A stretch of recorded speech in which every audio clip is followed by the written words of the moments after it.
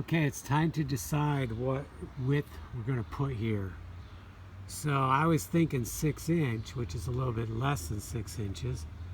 But now that I'm measuring and looking it over, I'm thinking 6 might be too much, unnecessary. So here's the logic. Let me get my tape measure out here. Okay, so a 5 will bring us a little bit lower, about a ½ inch lower, because we're going to drop it down. We don't want to push the shingles up like that, because we still have to have even though our slope is going to decrease, we still have to have it.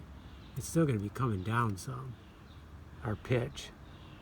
I would love to have a 2 pitch, but I don't know if it's going to be that or not.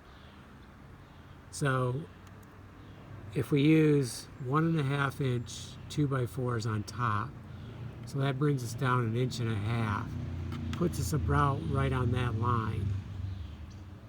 So we need that space for our roofing material, which will be 2x4s. And we have salvage, so that's why we're doing 2x4s. I could switch to 1-inch hemlock, then we would only be down to about right there. 5-inch would definitely be enough then. So let's say we do the 2x4s, which I think is what we're going to do. So that brings us down to that line right there. The 2x4s are 3½ inches, so that brings us down about 1/4 inch below the white right here. And the 5-inch brings us down a little bit, a ½ inch below. So even with the 2x4s having a slant on them, which will increase the length of them, that's hitting here, it's still going to be enough. A 5-inch will still be enough.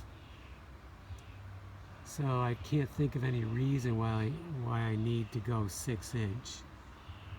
I might lay it out with some 2x4s just to get another measurement, because the 6-inch isn't totally 6 inches either.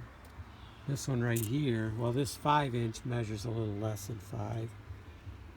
And the 6 that I pulled out already was a good 1/4 inch less, because it was cut at 6 and then it dried, so it shrunk. Okay, so I'm going to double check my measurements, but I think a 5-inch facer on here nailed in is going to do it. And I might do 2 5s.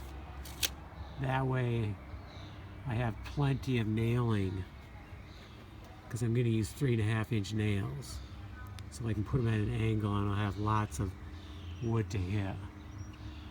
And it all depends on getting the layers that we did already, getting this supported and solid. Everything depends on that. That has to be solid underneath here to do what I'm doing. Okay, so we got it solid, and now we're going to move on. So I think 5-inch rough cut, but I'm going to double check.